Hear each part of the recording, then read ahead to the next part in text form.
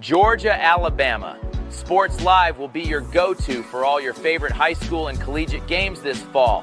From the Carver Tigers to the Columbus Blue Devils, the Harris County Tigers and Northside Patriots, the Glenwood Gators and Calvary Christian Knights, the Pacelli Vikings and Brookstone Cougars, to the Smith Station Panthers and Russell County Warriors, from CVCC, Pirates basketball and baseball, and every tournament from here to Macon. We are the #1 destination for anything happening in East Alabama and West Central Georgia. Be sure to like and follow us on YouTube and Facebook, and stay tuned for even more amazing ways we will be bringing Georgia, Alabama Sports Live to you this upcoming season. We can't wait to come see you next.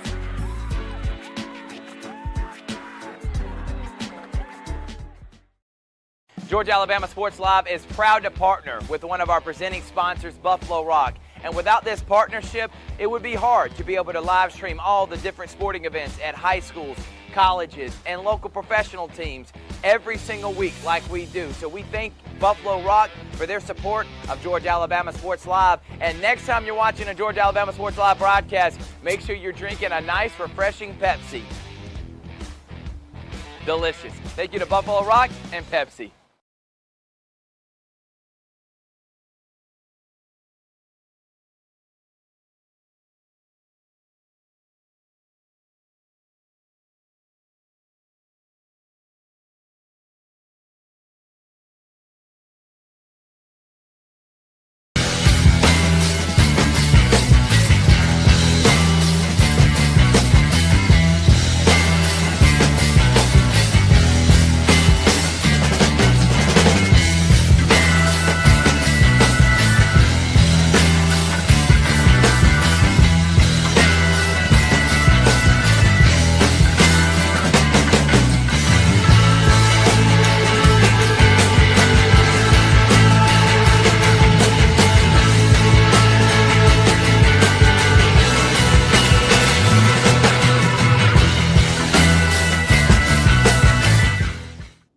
What's up, everyone? Thrift Barringer here live, Georgia, Alabama Sports Live. Thank y'all so much for tuning in. Big Rich, what's going on, man? How are you? What's going on, Thrift? It's got a great show lined up for you here this evening. We got Jack Patterson of WRBL joining us a little bit later. We got a special guest and big part of Georgia, Alabama Sports Live. His name is Mike Peacock. He is a veteran in this business, a guy that I call a dear friend, and a crucial part of the growth of Georgia, Alabama Sports Live. He has a show called Step Up that we have here every Sunday with Marty Durden. They've had incredible guests. It has gotten a ton of views and a lot of traction, and we're glad it's a part of our Georgia, Alabama Sports Live lineup, and we are excited about new possibilities coming up in the near future. Big Rich, what I do want to start off with, and we're going to do this quickly, is Columbus United. We'll have a Lions segment because I want it to be long because it was the end of the year. But I'll start with United. Tough loss on Saturday. Mike Peacock was there for that. We'll get in a little detail with him on that call. But what's your thoughts so far on the season with Columbus United? Well, that was a heartbreaking loss. Being up 1-0 going into the 80th minute and surrendering 2 goals in which seemed like a couple of minutes, and they lose the match 2-1. And, they did get the first win of the season last week against Apotheos. But I think that the challenging thing about Columbus United this year is being in the USL2. There's a lot of talented soccer teams around the area. They're going to be back at it against East Atlanta FC out of Conyers this Wednesday, and then they got another soccer match this Saturday. So 4 soccer matches in 2 weeks, all at AJ McClung Memorial Stadium. And I want to thank Mike Peacock for being on the call. He did such a phenomenal job with the broadcast. I know he had to weather that hour-long lightning delay. I know that it was a late night for him and everybody, but it was just a great broadcast altogether. And Toygar, Mike just did a phenomenal job. And we hope United starts getting back on the winning track. The Lions did lose against Beaumont. We'll get into that more detail a little bit later, but a great season for Coach Damian Daniels on having that winning streak to get them into the playoffs, and then battle Beaumont. Thinking about as well as you can, especially with the circumstances surrounding Vincent Espinoza. I thought was a valiant effort for the Lions. We had a lot of fun broadcasting their games, and we'll talk about that coming up here in just a little bit. Today I was at Columbus State all day for 9 games. Started at 10 o'clock this morning. I went from 6 to 9 the Sports Vision morning show to straight to Lumpkin Center. I did Central versus Valley. Saw the Central Red Devils. Brookstone took on Telfair. I then literally picked up all the equipment, kept the stream going while holding an entire huge tripod with the camera still on it. My hands are full. I run up to the rec center, go to the 3rd floor, go on one side of it so I can broadcast 2 games, which was Glenwood Northside and then Brookstone Terrell. Then I walked around the track up at the top of the rec center, went to the other side, and broadcasted 2 more games, Richard. So that is now 6 total that I was able to do. And those last 2 games were Shaw, Terrell, and Calvary Smith Station. And then the final 3 games, Spencer Bradwell, and then Carver Perry and Carver Bradwell. 9 local schools, 9 games, a ton of blowouts, and then a very good game at the end of the night. Bradwell, a 5A school out of Hinesville, Georgia. Bradwell Institute Tigers. They won 20 games the last couple of years, Rich. They got a guy in the name of Jalen Sweat. Look him up. He's going in to be a senior. The guy is a 6'8 monster. He went against another monster, Tobias Tolbert, and that was a lot of fun. And the final score was 51-50. So I had 8 blowouts and then a game that went down to the wire and had a game-winning bucket for Bradwell and some fireworks afterwards. But thank you again to Robert Moore. Thank you to Columbus State for putting on this team camp. They do it every year. We'll talk with Mike Peacock and see if he can remember if they did this back when Herbert was there and also when Bransom. But I know Coach Moore's been doing it for a long time, and it gets a lot of teams playing a lot of games in Woodruff, both rec center courts, Lumpkin, and the 2 upper courts. So they added middle school and JV this year. So a ton of games being played, a ton of teams, and I was glad to be able to broadcast it today, day 1 of the CSU team camp. Richard, you were there last year. You know how fun it is, and this is a good experience for these teams to start evaluating for next year and what they got coming back and what they got to maybe work on as they head into the season. Yeah, I like the fact that the local teams in our area are playing teams from all over, not just the state of Georgia, but also in Alabama. I mean, you talk about Bradwell Institute, out of Hinesville, which is right where I'm currently at. They're actually located just outside of Fort Stewart. This is a 5A school that, we saw that Harris County girls ended up taking them on in the playoffs. I mean, this is a very talented team. Like you mentioned, they've won 20 games. I was very impressed with the way Carver came back from 15 down. Kind of reminded me of the Indiana Pacers, but just couldn't get it done. Bradwell Institute does put it back with about, 3 seconds left, and Carver really couldn't get a shot off. But you really got to tip your cap to Carver for coming back from 15 down. I think this Carver team, they look fantastic. Even without Tony Montgomery, they still have Tobias Tolbert, and they got TJ Woodson, who's just going to continue to improve. And the depth that Carver has, I think that they're going to have a fantastic season. I know that, in the summer league, you see this in the NBA. You want to evaluate your talent. You want to see who's coming back, who do you have getting ready, because they're going to have fall leagues as well, getting ready for the start of the season as they get ready for the official practices in October and then the season in November. Yeah, no doubt. So thank you again for Robert Moore. They'll be there tomorrow and Wednesday. We may be there for a few more games, but we did a lot today for the reason that we may not be there tomorrow and Wednesday. For the rest of the week, we got Columbus United on Wednesday and Saturday. We'll have a Georgia Alabama Sports Live show, another one this upcoming week with some special guests. And then next week, we have the Swoosh League, George Williams, his final week. We'll have multiple teams. We'll be at Shaw, and then we'll be at Jordan.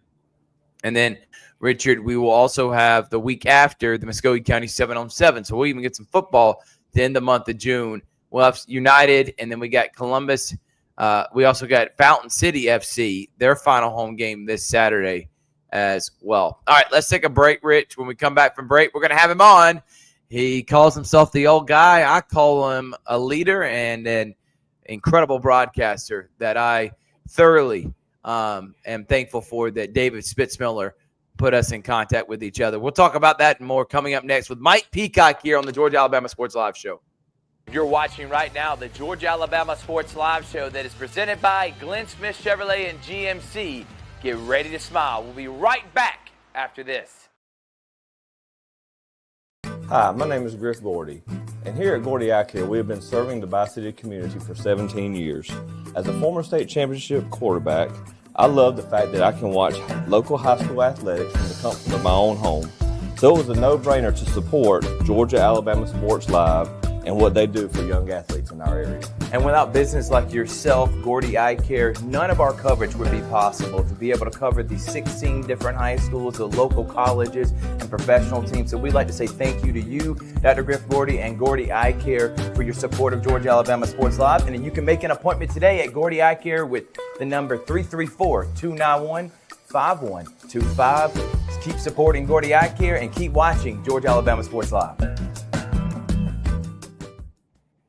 Welcome back, everyone, to the Georgia Alabama Sports Live Show. And without further ado, Richard, let's go ahead and bring him on. His name is Mike Peacock, and he is a big part of Georgia Alabama Sports Live. Been a while, Mike. How are you, man? How are you doing, guys? Hope everything is well with you. It is going good. Okay, Thrift, after a full day of basketball and a radio show this morning. I'll tell you this, Mike. Not a ton of effort was given in those 30-point blowouts in the second half. So there was a lot of resting in that regard. But listen, you got your mic there and everything, which it sounds fantastic. And I guess I really want to go in that direction, Mike. We kind of told your story when we first had you on. People are starting to get to know you more and more as you are a big part of what we do here at Georgia Alabama Sports Live. But this broadcasting thing, when did you know this was something you love to do? You've told me the story about doing the Super 7 for Alabama High School Association. Is that where it started, or was this something you've had an itch for going back to your SID days at Columbus State University? It actually goes back further than that, Griff. I came out of college as a teacher and a coach, and I was after I stopped playing baseball in college, I went to work for the Sports Information Office at University of West Alabama. It was Livingston University back then, but that's what I know it as, is LU, but it's right. UWA now. And worked for a legendary guy named D. Outlaw, who was the SID down there forever. And he still is. He is the athletic director emeritus at UWA. Still a great friend of mine, a great mentor of mine. D did a lot of broadcasting.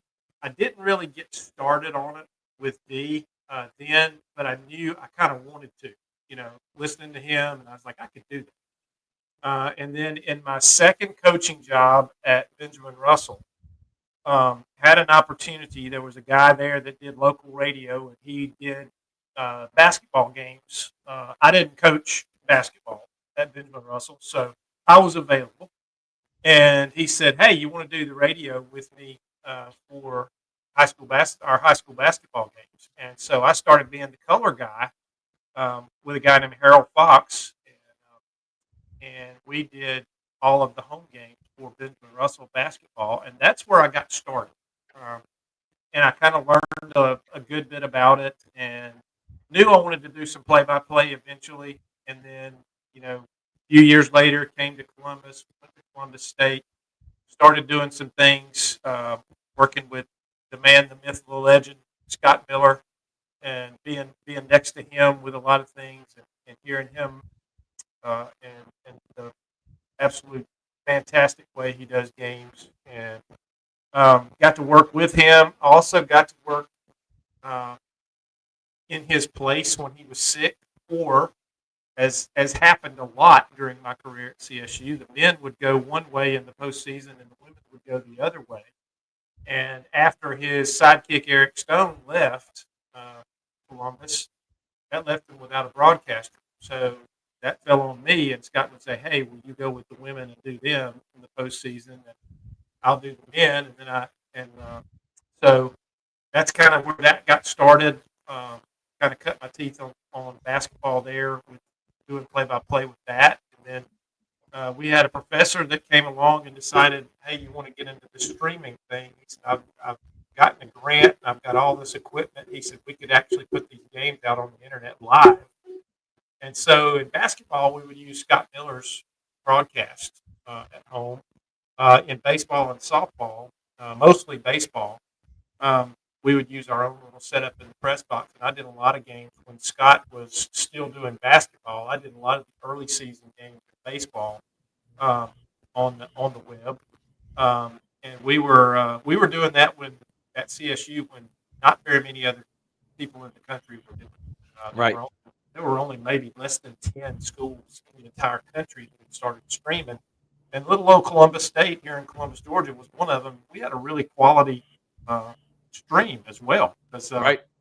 Dr. Jim Leonard had gotten this equipment, and he had a massive setup, and we were able to put out a strong stream. And all we had to do in the athletic department was buy a few pieces of equipment, bought a couple of cameras, bought a computer, did some things and got that going, and it just kind of took off from there. When we got women's soccer, I did the first soccer project, and so did a little bit of everything. And then you mentioned Super 7 doing the Alabama thing. Great friend of mine, Graham Dunn from Montgomery. He runs River Region Sports, which is a big website there and a radio show. And he also does a lot of play-by-play for Alabama State University. And Graham calls me out of the blue, and he said, hey, I landed the gig as the play-by-play guy for Raycom for high school football. Would you like to be my color guy? And I was like, heck yeah, dude, let's do it. And so that got started with about a 4 or 5 year run with Raycom. And did a lot of regular season high school games the first year, then playoff games the second year, and then do playoffs and Super 7. And had a great run. Was fortunate to call Central's state championship game when they beat Thompson, when they broke the ice and finally broke through and won another championship with Jamie DuBose. Awesome. And got to do that game, so that was pretty cool to be able to do that with knowing a lot of people over here and living in this area. That was a lot of fun. So and then just wanted to get back in it. Had been wanting to get back in it for a while, and then lo and behold, you're doing Georgia Alabama Live, Richard, and David Smithmiller keeps telling me, hey, you ought to get with Thrift if you can help them out. They probably need some more people. And we finally got in contact with one another, and yeah, the rest is history. And as I may mention, Mike's the best color guy I've ever been around, him and Rick Beach, but they're also really good at play-by-play. And if I have to pick or choose, I want them leading a team because there's not a lot of guys that can be a play-by-play.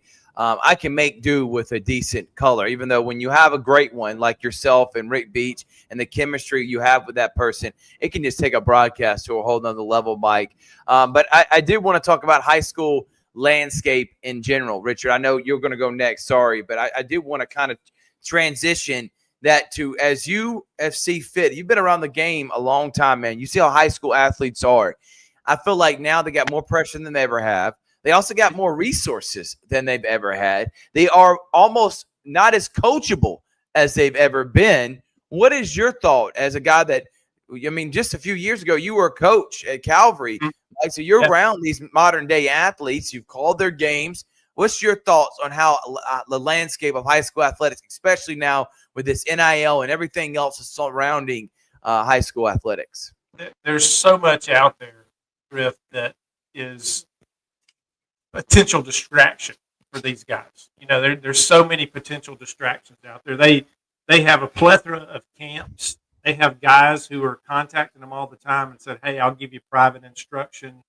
There's a lot of these private coaches out there now that are wanting a piece of the pie. They're wanting to get in with these kids when they're young, and hopefully they can cash in on that as they get older. and build their resume as a private coach. So there's a lot of that stuff going on, and like you said, NIL is, I'm really afraid it's going to bleed down in the high school level. It really already has in some places. It's not as prevalent around here, but there's never been a demand for name, image, likeness for high school players. You know, you're not going to see a high school player on a Wheaties box or anything like that. And Yeah, right. so it's kind of crazy for NIL to leak down into high school, but basically what it's doing, it's putting money in somebody's pocket, and maybe it's giving the athlete a chance to make some money. But it is, it's a different landscape now, and the really good coaches are the ones that are able to keep their athletes focused and keep them bought into what they're doing in their program, and not let all these outside blinking lights and flashing signs and all that distract them and get them off path. Richard? Mike, you are, I just want to say, very talented. You've had multiple hats. You've worn multiple hats over your coaching career, whether your broadcasting career, being the SID at Columbus State. Where is just this multitasking and just really wanting to make an impact, not only in these kids' lives, but to tell a story, because you've had a lot of experiences and you want to share those experiences. That's why I enjoy every time we call a game together, because you seem to just be a great storyteller, and you seem to have like a story just for about every player that we're calling, or just anything that's going on. Like, so what is the motivation for you to try to balance all of it, and just to take those stories and just use them as examples for experiences? Well, the main secret, Richard, is that little title under my name there. I'm an old guy. I've been around for a while.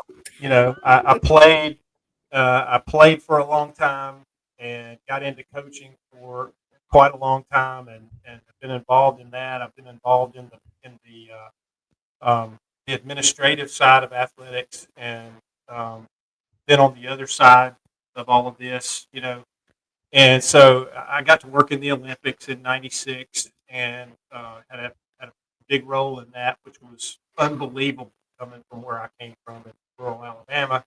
1 year I'm coaching at a 2A high school in Alabama, and the very next year I'm sitting in the press box running the results and scoring for the 1996 Olympic softball competition. It was unreal, And I think the key thing right there in all of that is I'm a big man of faith. Always have been. My dad was a minister, and I think that I've been truly blessed to be able to be a part of so many things. I've been in the right place at the right time, and that's not by accident.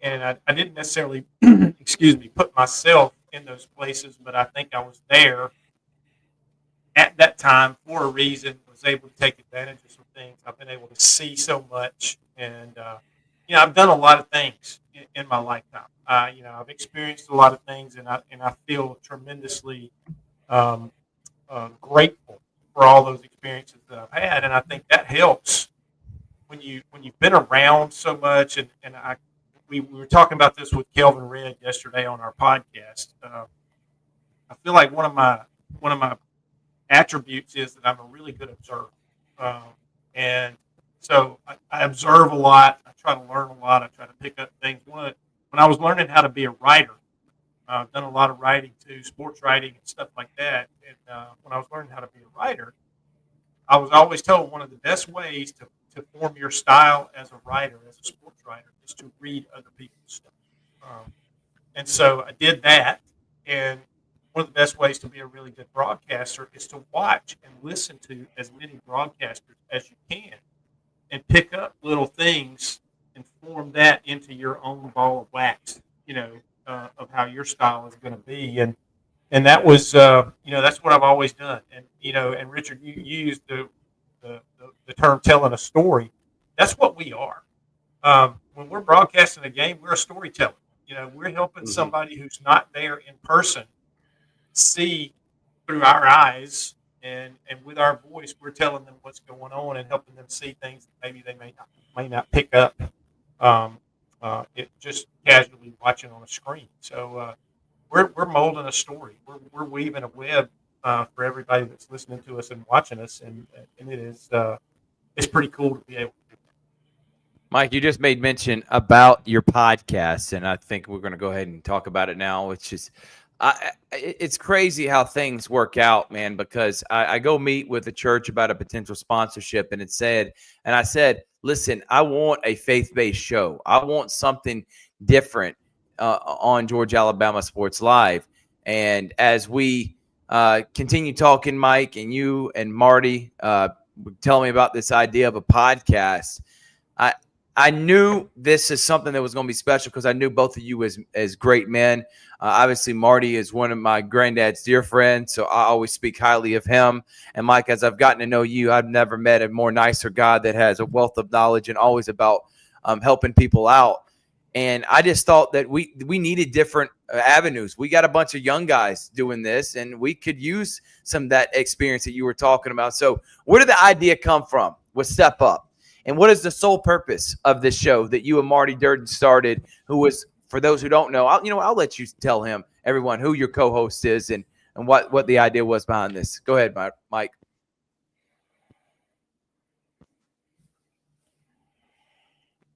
Did we lose him? Because he keeps freezing a little bit. And I'm having you there, Mike? I'm having a little trouble. I don't know what's going on, but I didn't catch any of that, Thrift. If you can hear me. Yes, I can. Can you hear me, Mike? There's a lot of that. I don't know what you call it, but something's wrong with the signal. It's really garbled.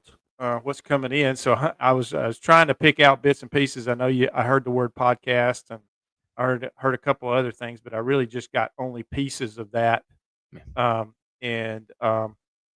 So can you hear me, Mike? Mike? I don't know what was going now? on. You and Richard both froze on my screen for a while, so I don't know what's happening here. Can you hear us now, Mike? I'm assuming he can't. So I don't know if it's on my end or your end or what in the world. How about this? Let's take a quick break, Rich, and then we'll come back right after break. You're watching right now the Georgia Alabama Sports Live show that is presented by Glenn Smith Chevrolet and GMC. Get ready to smile. We'll be right back after this. Welcome to the Campus Academy Private School, where every student is celebrated for their individuality. With personalized curriculum, students unlock their potential, growing into confident learners. At the Campus Academy, we give teachers the freedom to create dynamic classrooms where every student's voice is heard. Discover the difference. Enroll your child today and watch them thrive. Introducing. I'm always on the go. But with the Kinetic Credit Union app, Kinetic is always with me. The Kinetic mobile app is virtual banking at its best. With the Kinetic mobile app, I can easily send and receive money, make a deposit, pay some bills, and I can even open up a new account, all from my phone. And I can monitor all my accounts in one place, all on the go. The Kinetic mobile app, energized banking at its best. Kinetic Credit Union, the energy for your dreams. My name is Quinteria Perry, and this is my CVCC story. I've graduated from CVCC with my associates in medical assistant, and I received my certification from CVCC. The training that I got from CVC and being prepared to come and do clinicals helped tremendously. I started looking at scholarships, and the Ambassador Scholarship was interesting to me because you did events to earn your scholarship and you meet people. My favorite part about my job is meeting patients every day. They will crack me up every day. They make my day better. I would recommend CVCC to anyone that asks because of the scholarships, the teachers, the small stuff that you can't get at a university. They actually take the time out for each student.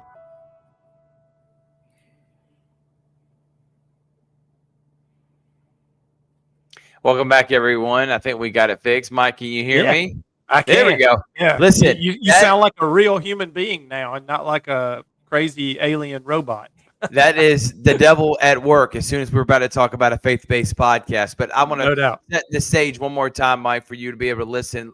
Obviously, a few weeks ago, I would say about a month or two ago, I met with the church about a potential sponsorship, and I said I would love a faith-based show on Georgia Alabama Sports Live, Mike. And after talking with them, I was like, I don't know who would be able to run something like this. And then as the weeks go on, obviously me and you and Marty kept talking and talking and talking. I finally said, guys, let's just stop talking about it and let's just do it. So you came up with the name Step Up. What was the purpose of this podcast, Mike? What was tell everyone and introduce everyone to Marty Durden, your co-host, and kind of set the stage on what was the reason behind the thought that y'all wanted to do and what you're trying to accomplish. Well, Marty has come up with a curriculum of servant leadership and coaching. It's faith-based, and those that know Marty, a lot of people around here in the Chattahoochee Valley know Marty. He was at Brookstone for a lot of years and coached in this area and started out over in Taylor County and then came this way, ended up at Brookstone forever. I mean, he was there a long time. Then he moved off to Houston, Texas, and ran a program out in Houston at a really nice school there, and then came back to Calvary as the athletic director. They talked him into coming back to Calvary and being the athletic director at Calvary. And during that time, he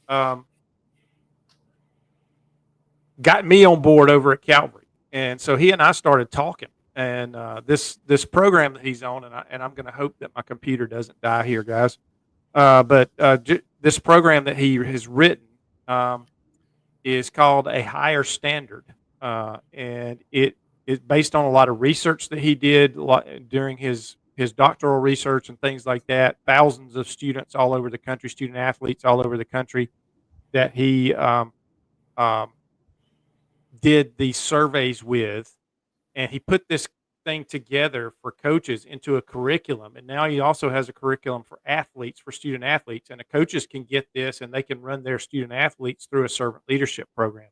But Marty has it on Coach Tube, and he has it some other places where coaches can actually take a course on servant leadership and being a servant leader as a coach. So we thought it'd be a cool idea to have a podcast based on this and talk about.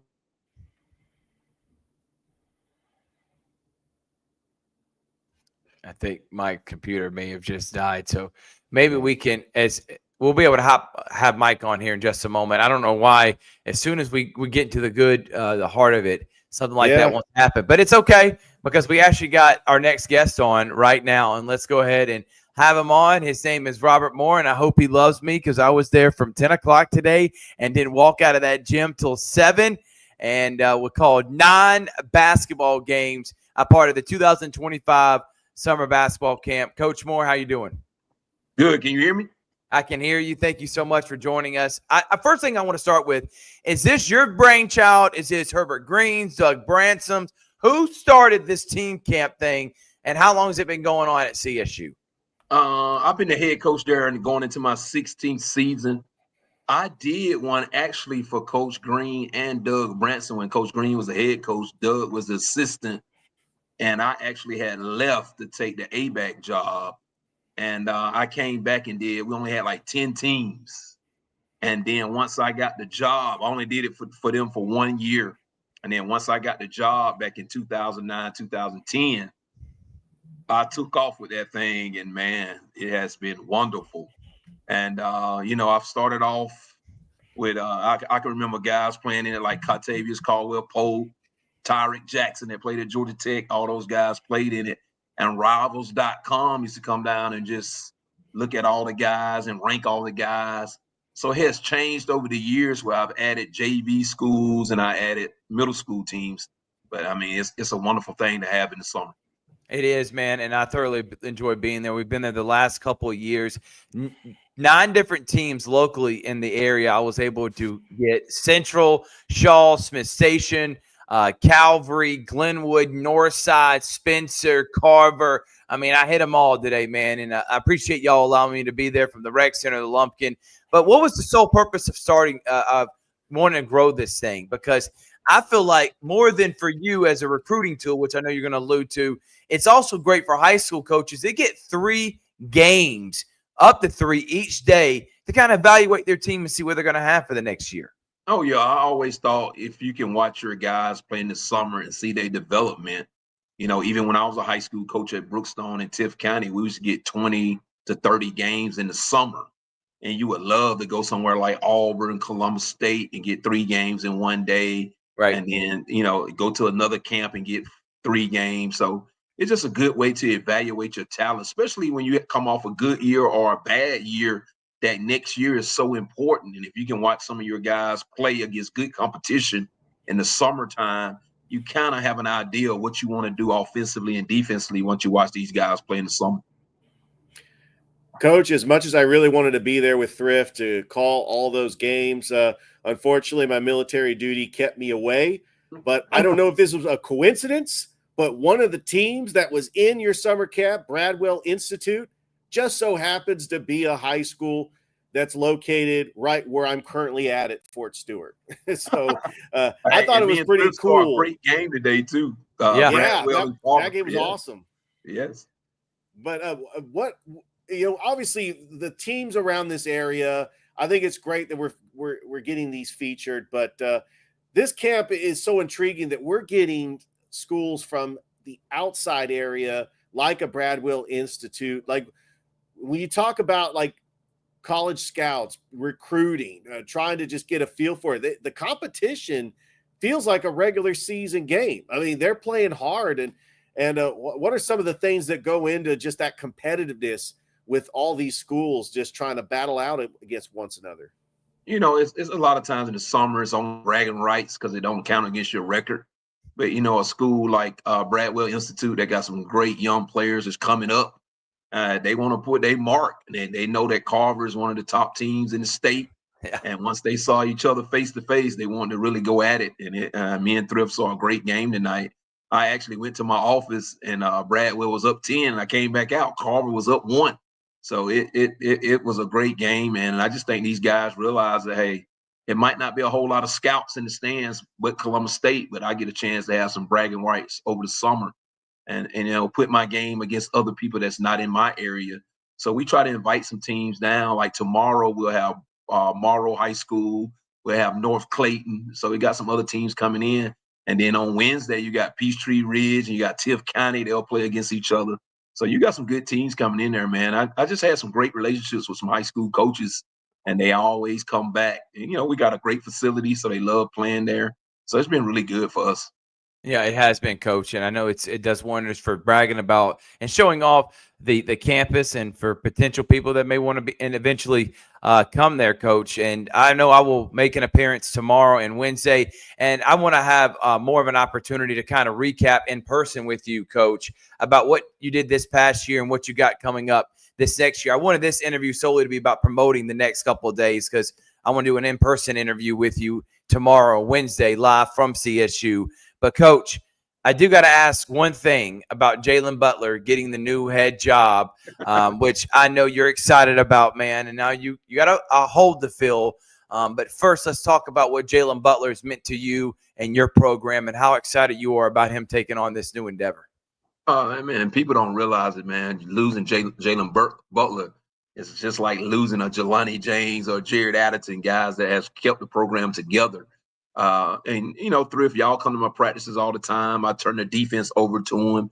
Yep. And I try to make sure those guys understand when they get to be a head coach, they got some big shoes to fill. And I try to prepare them for that as long as they're an assistant at Columbus State University. And Jalen has done a great job of putting himself in position to be a head coach. And we're so proud of him that he got the head coach at LBW down in Andalusia, Alabama. And I think he'll do great things down there, man. He was, like I said, he was the head of our defense. He was the defensive coordinator, if you want to call that, in basketball. He helped out with so much with recruiting.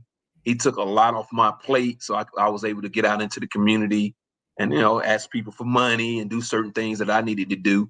So he's going to really be missed, man. And I know all the guys were crazy about him, but, he stayed 6 years, and he felt like that was longer than most guys that come along in my program. But I think he's ready to take that next step and slide over to that next seat. So I'm going to miss Jalen, but I'm sure we're going to talk 2 or 3 times a week on any topic, basketball, life. So he's just been a great friend also, man. It's going to be tough to lose him. It is, man, and he's a bright young mind. I think he's going to do wonders. And by the way, there's another guy. His name is Ryan Eiley. He was actually under Coach Appleton, a baseball player.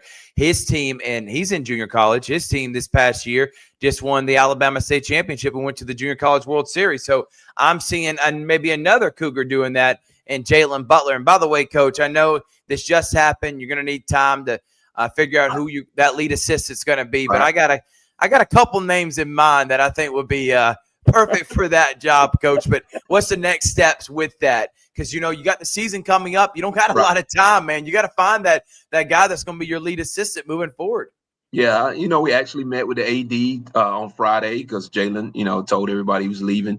And we're going to try to make it as a quick process. And, Thrift, in the back of my mind, I got my short list of guys. And, I'm a Cougar till I die. So I got some guys that either played for me or coached with me that's on that short list that we're going to bring in and make the best decision for the university. I think Dr. Stuart Rayfield is doing a great job, especially supporting athletics. So we're just going to try to keep this train moving.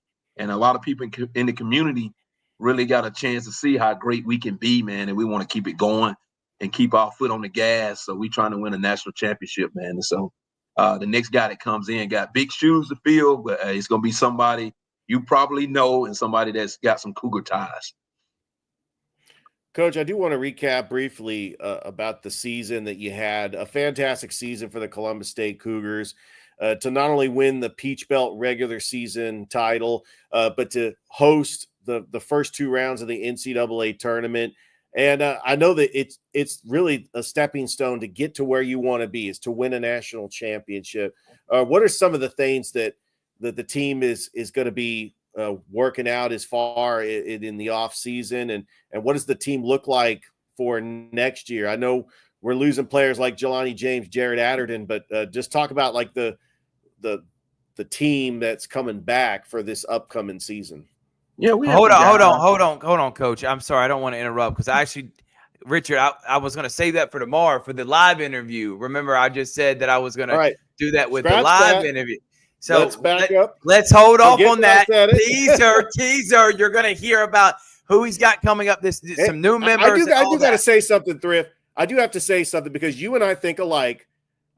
Every time we do these interviews, like when I have these thoughts in my mind, either you're having the same exact thoughts or like the things that I'm about to say, you actually end up saying it before I do. So I just wanted to throw that out there. And it's because we are like completely alike when it comes to our personalities, when it comes to what we want to say in sports. Coach, I want you to get that information out there. I just don't want you to have to regurgitate yourself when I come and do it in person live from CSU. I just like doing that in-person stuff. But you're right. Me and Richard got this synergy. He knew what I was already thinking. But let's go back to the actual team camp. How much it costs for people to come to the camp? And when they come and buy a ticket, does that include every part of it, which means the rec center, Woodruff, obviously the main court on Lumpkin, and then you got the middle school and the JV, which the second part of my question, why'd you decide to add that this year? Man, because I feel like the younger guys need some development, and a lot of the coaches was like, why we don't do it for middle school? They have to develop also. And I just added the middle school probably 4 or 5 years ago. I always had a little JV league because those guys have to move up to the varsity and guys want to see how they play. And you're talking about the actual fans, it's free. We don't charge no admissions. We're running a concession stand. All the money goes to men's basketball. So come over and get a hot dog, chips, Cokes, candy. So that's the only thing, man. We're just trying to do it for the community. We're not trying to make a whole lot of money. We're just trying to, make sure we keep our program at a top level. And we just want to see good basketball, man. And I want to take my hats off to the coaches in this community, man. They've been supporting it for years. They do a great job coaching their team. You could just tell, Carver coach tonight just made some great adjustments to get back in the game. Yep. So the coaches get to coach. If you look at our sheet that we say timeouts, how many quarters. We play it like a regular game, 4 quarters, 8 minutes, quarters. So everything that's involved in this camp is all about development as a coach and as a player. So we're really proud of that. And I got to ask, what was the thought process in making it 4 quarters? You know, most of these summer leagues, man, they like doing 2 20-minute halves. Why did you decide to do the 4 8-minute quarters, which I really love, man, but I've never seen that really before in summer league. Yeah, I got it from Jeff Lebo when he was at Auburn, and I just felt like it gave our coaches more time to call timeout. A lot of times you go to a summer league game, they got the clock running entirely, so you don't get to draw up any plays. And I just felt like we needed more coaching in it, and I really liked those rules when I saw Jeff Lebo do it a long time ago at Auburn, and we just kept with it. You know, one thing we're going to add over the next couple of years, we didn't have it now because of the money, we're going to add shot clocks on every court, and that way kids get to play with the shot clock. You know, right now we just got the main court with shot clock, so we're going to add all those things to it as time go along. But, you know, it's been great, man, and I just love the support. And people in the community, they want to come out and watch some good basketball on a hot summer day. It's free, man, and we got concessions going, and you get to see middle school, JV, and varsity basketball. So whatever you like or whatever your son plays or your grandson, you get to see them play for 3 days at Columbus State University. And by the way, if you've never ate the food in the CSU cafeteria, that you're in for a treat there as well. So while you're on campus, you might as well go try that awesome food, Coach. It's top notch. It's top notch for real, man. I do, before I let you go, Coach, what time do the games start tomorrow? And same thing for Wednesday. Oh, yeah. So the first game tomorrow will be on the main court at 11 o'clock. All right. And then we have another game right after that at 12. And then every court will be going at 1 o'clock. That's when JV, varsity, middle school, and everybody starts at 1. And the last game tomorrow night will start at 7 and be done at 8. So Nice. Come out and watch some basketball, man. It's going to be great. But, yeah, first game starts at 11. We pushed it back an hour just to get some guys some extra sleep for playing all those games today.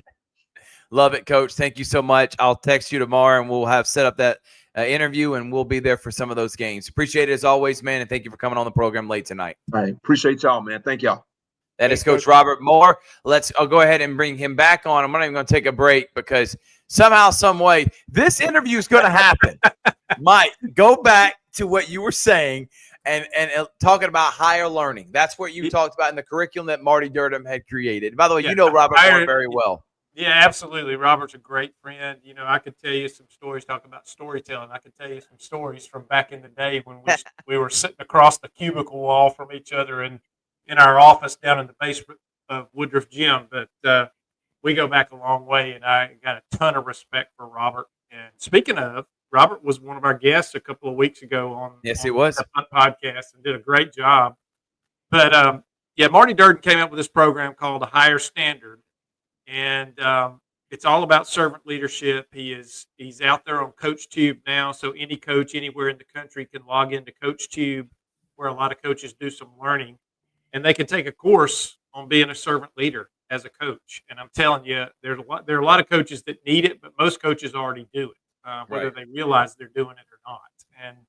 And this is a faith-based program, and hey, the demons are real, Thrift. I'm telling you, because when you try to talk about something good, things go wrong.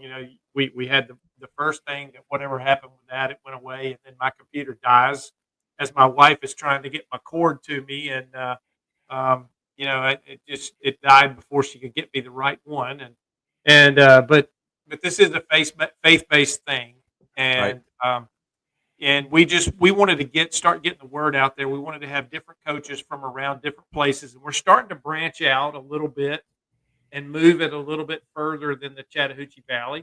Most of our guests have been Chattahoochee Valley people. Next year, we have a Chattahoochee Valley connection, but we're going to Atlanta to grab him, as Coach Del McGee will be our guest next Sunday on the Step Up podcast, a Division I head football coach. Nice. And, he was former coach at Carver. He from here in town. I coached his son in Little League, which is really cool. That I got to know Dale away from the field a little bit. And so we're looking forward to having him on the podcast. But it's just something we felt like is needed for coaches. And maybe they can pick up something out of our podcast, pick up some nuggets from different people that they can apply in their coaching careers that will help them become better coaches and better people. And basically, I think any coach's main job is it's not necessarily to win; it's to produce a quality person, not necessarily a quality athlete, but a quality person. You want those guys that play for you to go out into society and be good husbands, good fathers, uh, good employees, good bosses, and you want them to be leaders. And this thing is to try to help them do it the right way. And you talked about a little bit ago something coming down the pipe. I've got another idea for a 100% faith based podcast that I've talked to you about that I want to start as soon as I can. I'm just trying to with juggling so many balls in the air with a full time job and everything else, it's just been difficult to kind of get it going. But it's going to happen because I think I think God wants it to happen. I think that's why I have the vision of doing it, and I feel very strongly about that. So I'm looking forward to getting that going as well. It's just having you guys. I mean, nothing happens by accident.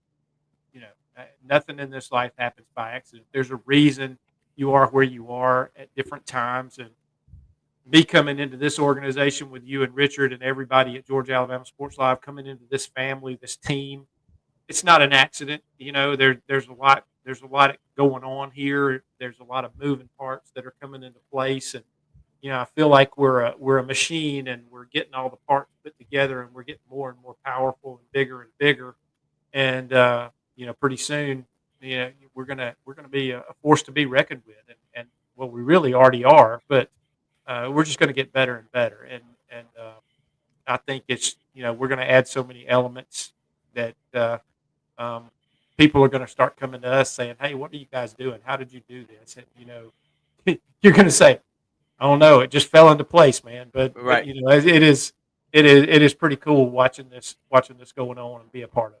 No doubt, Mike, and I will second that opinion. And obviously, as we continue to grow, Mike, you're going to be a huge part of what we do here on Georgia Alabama Sports Live, and hopefully that becomes a full-time gig. Who knows what the future has in store these next couple of years, which I know you would jump at the bit at, and so would I.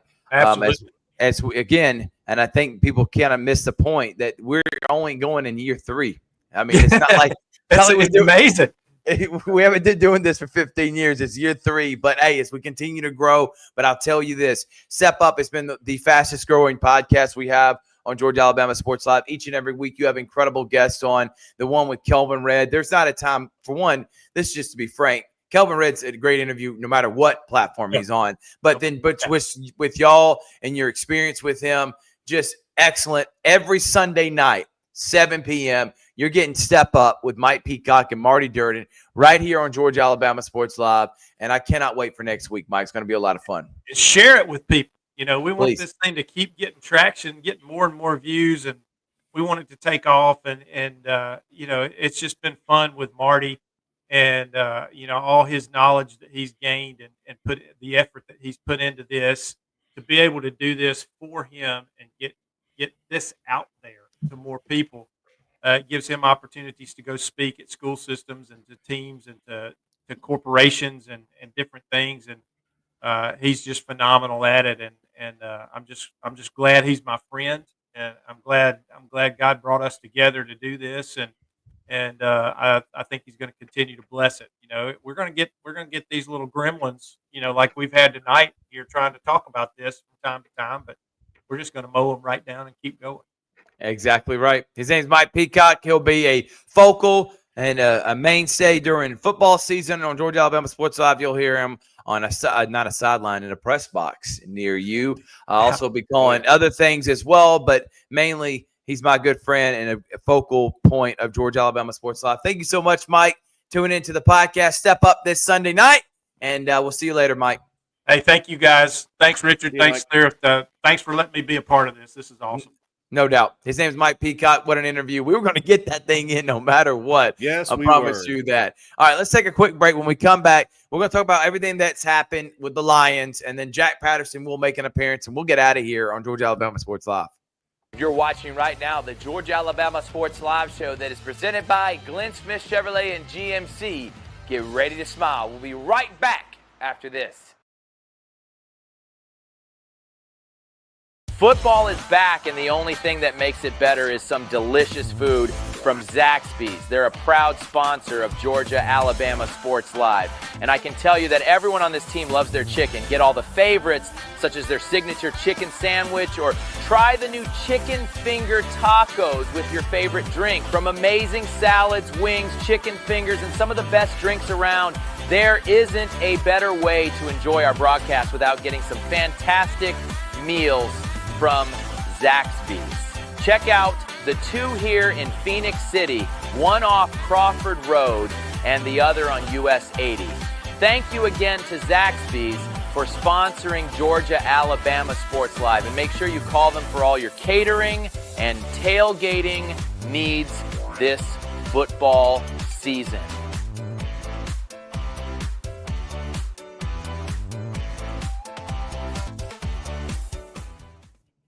Welcome back, everyone. Georgia-Alabama Sports Live. It's Thrift. It's Rich. Let's talk about the Lions. Columbus goes down as they lose to a really good team in Beaumont, Richard. The Lions have had to overcome injuries, obviously roster changes. Vincent Espinoza losing his little baby girl, and they just were not able to overcome this as they get taken down by Beaumont, 56-45. A lot of points were scored in that one. Great season again. Espinoza, still my MVP of the league. But looks like the Lions will not win an NAL championship this year. But I think they know what it takes for next year. Obviously, coming to the new league, that's the big thing. They didn't know what to expect in the new league, the new rule changes. And then when you saw them adapt midway through it, they were the best team in the league, in my opinion. And they had to overcome some things at the end. It kind of derailed the momentum that they had. But I will say, I think this Lions team and this organization, from Casey Smith, the president, the owner, Richard Maslia, to Nathan Fleury, and, of course, Damian Daniels, the admin is going to have them ready to rock and roll for 2026, and I can't already wait. Yeah, for them to go on that winning streak, to get into the playoffs, and that's a lot to ask, to try to win a game on the road against a team that only had one loss the entire season. Now, this was a winnable game, but Beaumont made the adjustments necessary because they faced this Lions team twice already in the regular season. And I was very impressed with the offense, with Vincent Espinoza with 4 touchdowns, Tremel Gooden, Jarmon Fortson. You know, the offense was clicking. Yeah, the defense played well too. It's just that you're playing these NAL teams. The talent level is pretty much a mirror image. We saw the Lions dominate for the last 2 seasons in inferior leagues. And it's not a disrespect to the AIF or the AIFA. It's just that the NAL, we know what the talent level is capable of. It's one of the top indoor leagues in the semi-professional level. And so to see them battle against Beaumont, having 1 game away from the NAL championship, the Lions will be back next year. And not only will they be back, they're going to be back, and a lot of talent is going to be coming here to Columbus because they're going to want to play in this league. And the Lions proven that they never should have left the NAL in 2022. And we saw that and thought, what's going to happen to the Lions? And I know that the NAL lost a lot of great teams like Jacksonville, Albany, Orlando, San Antonio. But, you know, the NAL is trying to get that reputation back for being one of the top indoor leagues. And so the Lions will be back next year. And I'm excited again to be on the call and do all those games. Thank you again. Wonderful season, and glad that we got to be a part of it. Everything that it encompassed, to upsetting Beaumont, to taking down Shreveport, to seeing the touchdown plays, and just an incredible year. To go from 2-3 to 5-3, and go on that 3-game winning streak to get them back into the point where they can at least play for a right to get to the championship game. I thought was great, and I commend Coach Damian Daniels for another great season. We look forward to being with the Lions next year. Okay, I did want to kind of talk real quickly, Richard, about the high schools that I was able to see here. I'll tell you, Carver's going to be really good next year. Now, they are replacing trying to replace Tony Montgomery, and Givens probably won't play basketball, but they got Tobias Holbert, Truesdell, and TJ Woodson. They're still going to be the favorite in their region. I still think they're a top 5 team in 2A. I think Spencer's going to be really talented and one of the top teams in the region. I think Shaw under Coach Horton, from what I saw today, leading with Alonzo Talley, they're another team that I think could be. I think those 3 teams are the favorite. Add in Sumter County as well. Those would be my top 4 teams. Kendrick, remember they made the playoffs last year and didn't have one senior. Coach Andre Dye says this could be his best team since he's been there. I look forward to getting him tomorrow and seeing the Cherokees for the first time this summer. Glenwood's going to be in a rebuild mode. They're losing quite several players, and Coach Prue's right now going to be rebuilding. Calvary, they don't have T.J. Benson. They lost Sheldell Irvin. Dylan Hostin's out. So he's got young guys, freshmen, and Keyshawn Sampton and Jamar and Cam Shakespeare. But, again, the young talent, you see how good it's going to be. Xavier Davies in Northside, I think they're going to be competitive, but I still think they're a year or 2 away from being actual contenders within their region. And those are just some of the teams I've seen so far. Russell County and Smith Station, they may not be the most talented teams, but they're 2 of the most well-coached teams, and Coach Ingersoll and Coach Battle. So I'm already excited about basketball season next year and doing these games from the Swoosh League last week to, of course, this week. And I can't wait to do a few more and see some of the other teams. Central, they had 1 returning starter. That is under Coach Rogers. I saw him today, and that's Jaden Ford. He looked great, but they got a bunch of young, talented, but young and inexperienced guys on the team that they got to fill through, and they got to get a sense of where they can and what their role is for this team. Because when you lose a Bryce Dawson, a Jacoby Hill, a Jonah Jones, and you also lose Willie Townsend, that's a lot of production, man. Those are guys that have been starters since their sophomore year. So I can't wait to see how Central plays out as well.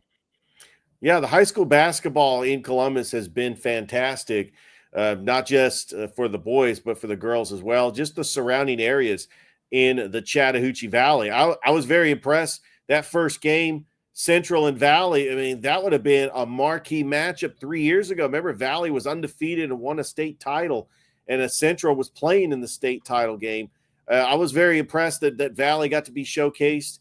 I'm really interested to see if Chatco is going to get a showcase because, with Champ Simpson coming back, I think that's going to be a team to watch out for. And I'm really interested to see. I know that the Porter Sports has the girls' summer leagues.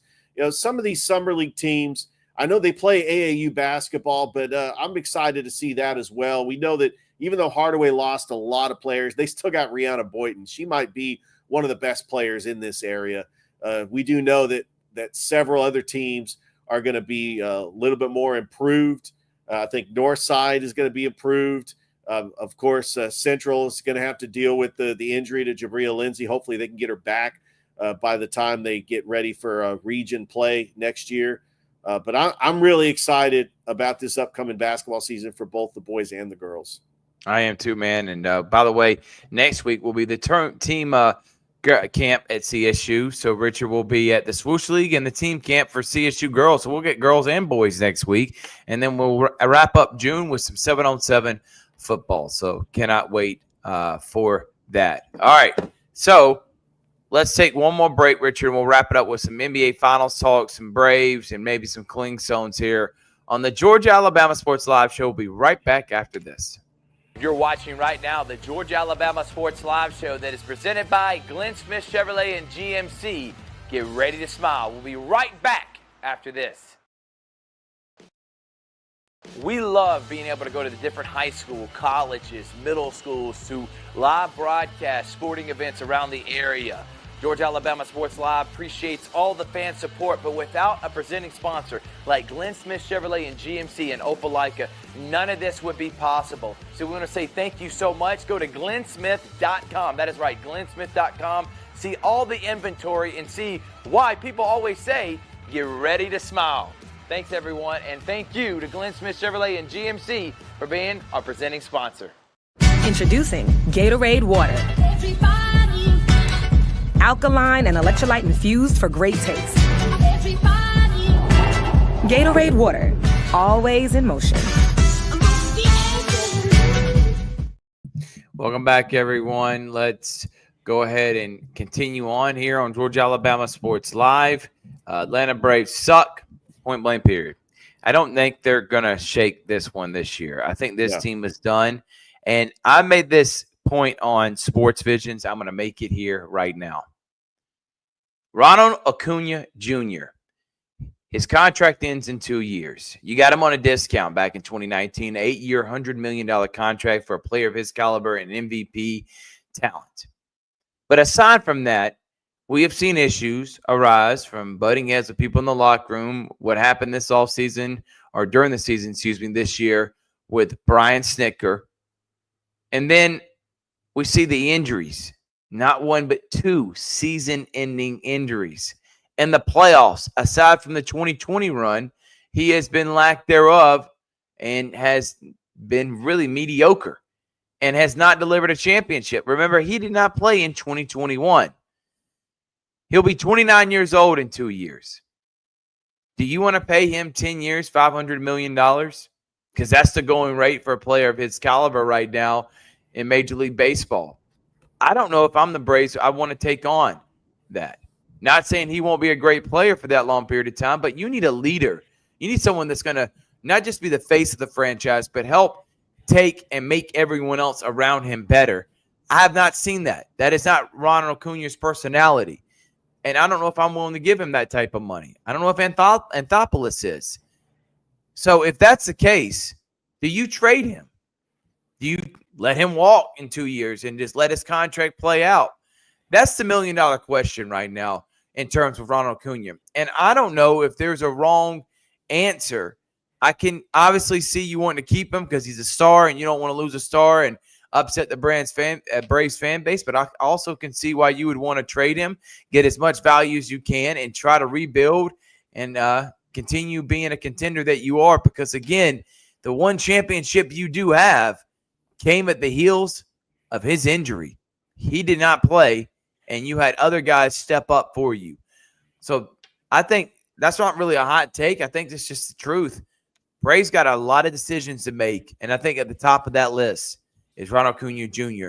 for this upcoming next 2 seasons. And I think they're going to be sellers by the time the All-Star break comes, and I don't think this is a Braves team that can overcome everything that they've seen this year, from the 0-7 start to the injuries to the guys just not buying in, to Brian Snitker being what I said is the Mark Rick of Major League Baseball, of never wanting to show emotion, no fieriness, finally getting ejected against San Francisco. I felt like that was like 5 games too late. Bobby Cox during this debacle of a 4-16 last 20 games. Richard, by the way, they're winning 5-1 here tonight. It's the reason why Georgia fans, who a lot of those Georgia fans are Braves fans, don't think very highly of Brian right now because of the lack of emotion that he shows. So we'll see what happens with the Braves. They're going to beat the Brewers tonight, but they're 10 games back of Philly in the wild card, 14 behind the Mets, and 10 games under 500. Midway through June would be a miracle, I think, if they make the playoffs. Yeah, it seemed like after giving up those 7 runs in the 9th to the Diamondbacks, they had just been on a free fall. To have a lead in all 3 games against the Giants, to give up the lead and to get swept by the Giants, that's got to be tough if you're a Braves fan. Now, they are leading the Brewers right now. I'm going to say if they lose 1 game to the Rockies are the worst team in baseball. That's when, if you're a Braves fan, it's time to say, you know what? I'm done. I'm done with the season. You cannot lose to the Rockies. You have to sweep the Rockies. You're playing at home. It's the Rockies. They're the worst team in baseball. That's where, if you're a Braves fan, I would really be frustrated. But they're playing good teams. The Giants are right now a game behind the Dodgers.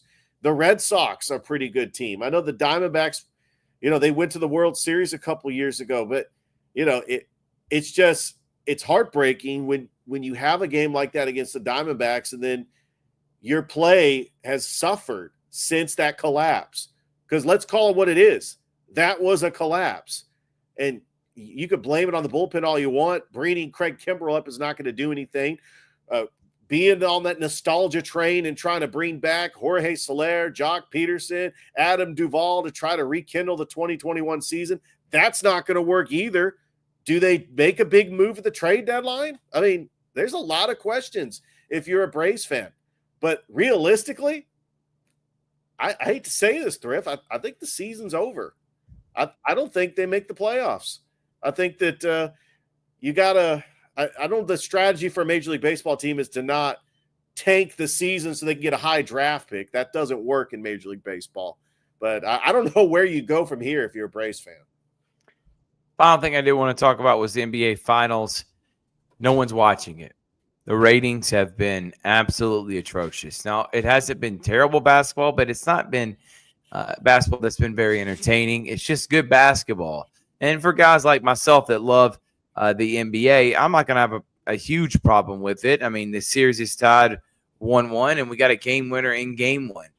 But there's no superstars. There's no, just toxic LeBron, Steph Curry, who's the best player in the league, conversations being had. And as good as Shea is as a top 3 player in the league, I don't think he's a top 3 face of the league. I don't know if he's even top 5, to be frank with you. And I think that is why you've seen the finals have, in game 1, ratings were 9 million. That was game 1. In game 2, the viewership was at 8.91. That is atrocious.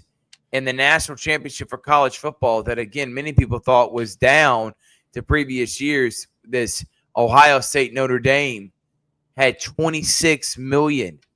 It's going to take another game to get even to 20 million for the NBA Finals and add them all up together. So I don't know what Adam Silver is going to do. I don't know what this means for the league because you got parity. The league, it could not be stronger than it's ever been.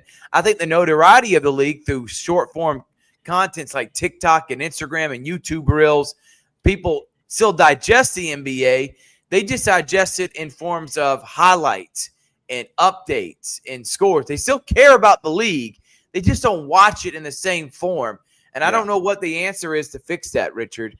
So we'll see. I think this series goes 6 or 7. I'm still leaning Thunder because I think when they turn it up to another gear, the Pacers can't match them. But who knows what happens in Indiana. They're going to be frenzy. They're going to have Reggie Miller, Larry Bird probably making an appearance. It's going to be a madhouse. And in Indiana, where they say is the home of basketball and where the a lot of great things are at, including the Hoosiers. So I don't know. I don't know what's going to happen, but this is not sustainable, especially if you're ESPN. You're paying billions of dollars for the rights to these games, and you're getting 1 million in game 1, 8.91 in game 2. Yeah, and I don't even think the NBC can save the NBA next year, even though it's going to be really cool with Round Ball Rock and all that nostalgia. But nobody's watching games anymore. People are going to their phone, social media, TikTok, Instagram, Facebook Reel, and they're seeing the buzzer beater by Tyrese Halliburton. They're seeing plays, like big-time dunks, big-time plays in an NBA game. I got to admit, unless I'm a true fan of that team, I'm not sitting down and watching a full game from start to finish. I think that I'll go and watch the game and I'll see some of the highlights, later in the evening. But we're just in a different world. I'm actually excited about this finals. It's 1-1 going back to Indiana. I think it goes 2-2 back to OKC, and I think the winner of Game 5 wins the title. I honestly think it's going to go 2-2 going back to OKC. I think you're right about that, and I think that it ends in 6. And at Indiana, Oklahoma City will win that. At least it's a decent series, but it's going to be one of the more forgettable series for sure. Later on this week, we're going to have on Jalen Butler, the assistant coach that's leaving CSU. I'll have an interview with Columbus State, Robert Mortimer. We may do a game. I don't know yet for sure. On Wednesday, Richard, you'll be there for Columbus United, which we'll have the replay of on Thursday. We'll have another Georgia Alabama Sports Live show, as I may mention, with Jalen Butler later on in the week. And I want to say thank you to everyone that is tuned in tonight. We appreciate everyone that has always been a part of Georgia Alabama Sports Live, and we can't wait for Big Rich to be back in town. I know we miss him on Sports Visions, and Speaking of which, make sure to tune in tomorrow on the Sports Vision Morning Show from 6 a.m. to 9 a.m. on Sports Vision's 92.1 FM, Sports Vision's Facebook page and YouTube channel. Any other final thoughts, Richard? Well, you're muted. Oh man, and I had a great memory, great moment. All right, I do want to say that June the 14th through the 20th is the District 8 Championship at Northern Little League. The reason why I bring this up once again, because in the month of June, I mean, there's so many sporting events, and I don't want this to be forgotten, because we are a year away from the 20th anniversary of the 2006 Northern Little League team. Wow. Their faces are on a plaque at Northern Little League. I don't know if you've ever seen this plaque. You got Mason Myers, you got JT Phillips, you got Brady Hamilton, Josh Lester, Kyle Carter, Cody Walker, Coach Jim Morris. They've got these kids should be enshrined forever, and I hope that they're celebrated. They're celebrated as we approach the 20th anniversary. I don't know if they all get into the Chattahoochee Valley Sports Hall of Fame. I think that would really be cool if the entire team got in. But I just want to say, that I don't want them to be forgotten. So I just wanted to throw that out there. We will definitely try to be there. Oh, we were going to wrap it up, but we got him on real quick before we. I'm talking about right, and he'll be joining us early tomorrow morning on Sports Visions. By the way, but his name is Jack Patterson. Jack, straight from Orlando. Thank you so much for joining us here for a couple of minutes, man. First things first, how was the vacation? Vacation was good. Got to see my wife graduate, so that was a really big deal. So overly proud, incredibly proud of her. So happy for her, and was able to kind of get a break from things. That's kind of the important thing to do, this time of year. So was able to get a little bit of a break, celebrate the family, have a good time with the family. Now just made it back home, and we'll be ready to rock and roll again tomorrow.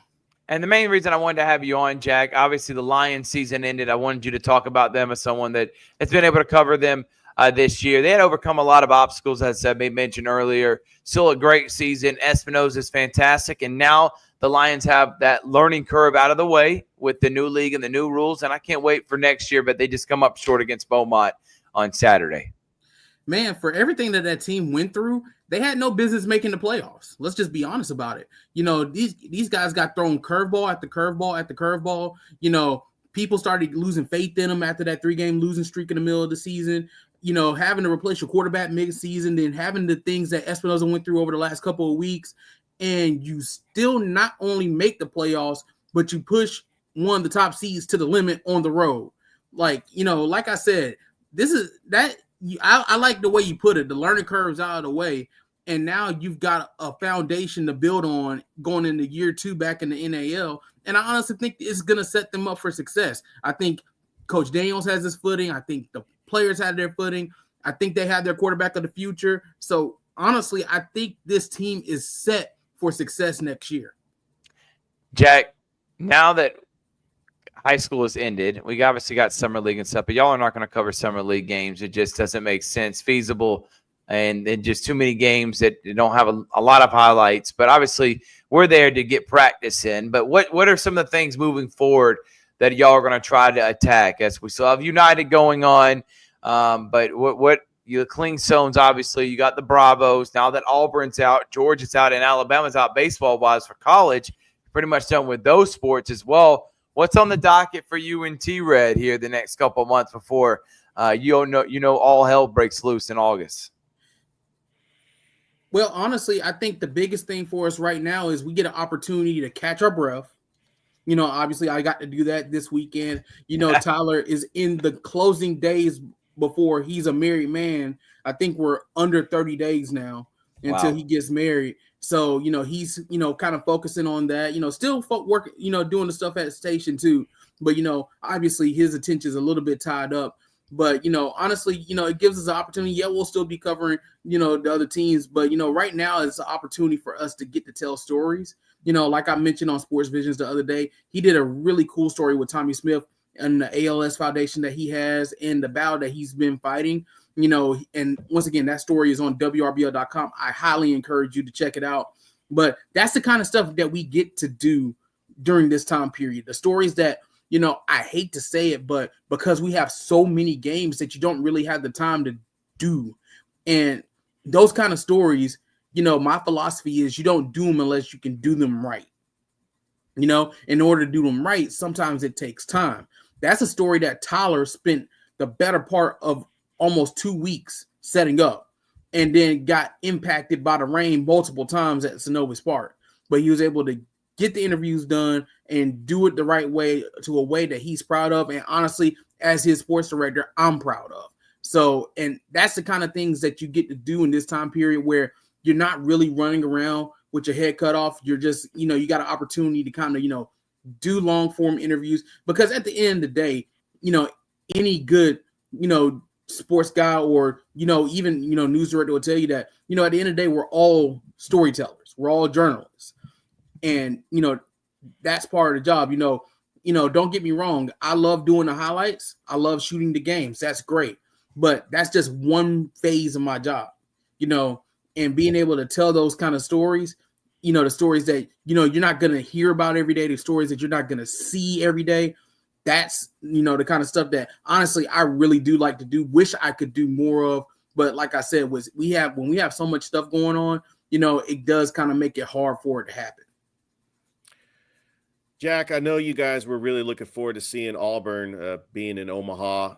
I actually thought with the two top teams, Vanderbilt and Texas, getting eliminated in the regionals, that Auburn was a shoe-in to go to Omaha. But they had the disappointing series against Coastal Carolina. Just talk about this Auburn baseball team and how getting so close to getting back to Omaha. And that you guys cover Auburn baseball, so you know how talented this group is. But just facing a hot team that is known for, making a deep run in the College World Series. And it has a College World Series title out of all places, Coastal Carolina. Well, Richard, first things first, Coastal had no business being a 13 seed, a 13 national seed. They were better than a number 13 national seed. They played better than a number 13 national seed, okay? But hey, that's the cards that they were dealt, and they took advantage of it. They won their regional pretty handily, and then they come into Plainsman Park, a notoriously tough place to play, and they pretty much shut down Auburn's offense. It's not like they blew them away offensively. They hit up Auburn's pitching real bad. They didn't really do that. They just shut down Auburn offensively and then did what they needed to do on the offensive side. Is it a disappointing end? Yeah, but Butch Thompson said it after the regional. Like, this is a really good team. Okay, this is a team that can't come in here and win. They weren't on a 21-game win streak coming into this super regional for no reason. They didn't win 50-plus games this season for no reason. So it's not surprising that the season ended. Is it disappointing? Yeah, but it's not surprising, And honestly, it's one of those things where, Coastal was just a better team, and, just a better team this weekend, I should say. Because I do think Auburn's a really, really good squad.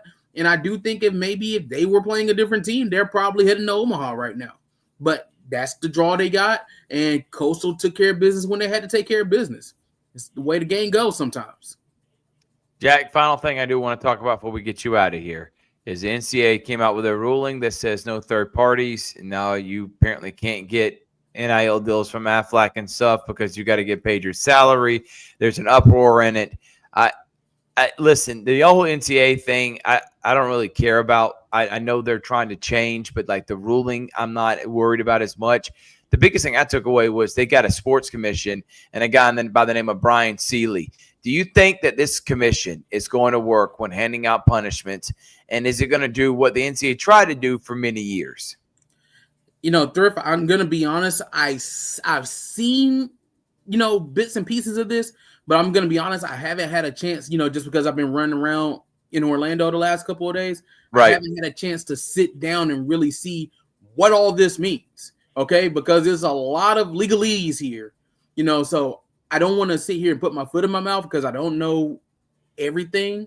So that's going to be something that, honestly, I take the time over the beginning part of this week to kind of, sit down and see what does this mean, because it has a huge impact, not just – we all see the teams all nationally, but, it has an impact, all the way down to the lower levels too.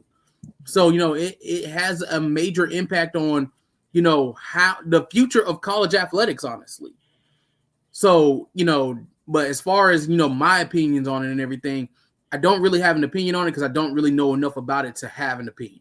Well, we're going to definitely have that conversation and table that talk for when you're able to catch up on that, because you got a little bit more time now this summer. Jack, thank you so much for coming on this late evening. I will see you bright and early tomorrow morning on the Sports Issues Morning Show, and tell everybody where they can find your great work, man. All right, man. So you can follow me on Twitter. You see it right below my name. I'm at J Patterson TV, and at WRBL Sports is where you can find the WRBL News 3 Sports team. And you can also follow us on Facebook at WRBL News 3 Sports. And of course, on TV tomorrow night on WRBL News 3, I'll be back in the saddle, and we'll be getting ready for a big week of Clingstones action. They're back home for the first time in a couple of weeks, so we'll be keeping our eye on them as amongst a whole bunch of other stuff. We got a lot of stuff in the can that we're really excited to be working on over the next few weeks, and I think you guys are going to be liking it as well. Jack, thank you so much. Richard, we had a fun time tonight. We'll see y'all next time on the Georgia Alabama Sports Live Show, and hear me and Jack tomorrow on the Sports Vision Morning Show, 6 a.m. to 9 a.m. on Sports Vision 92.1. Thank y'all so much. Good night, everybody. Thank you for watching the Georgia Alabama Sports Live Show, presented by Glenn Smith Chevrolet and GMC. You're ready to smile.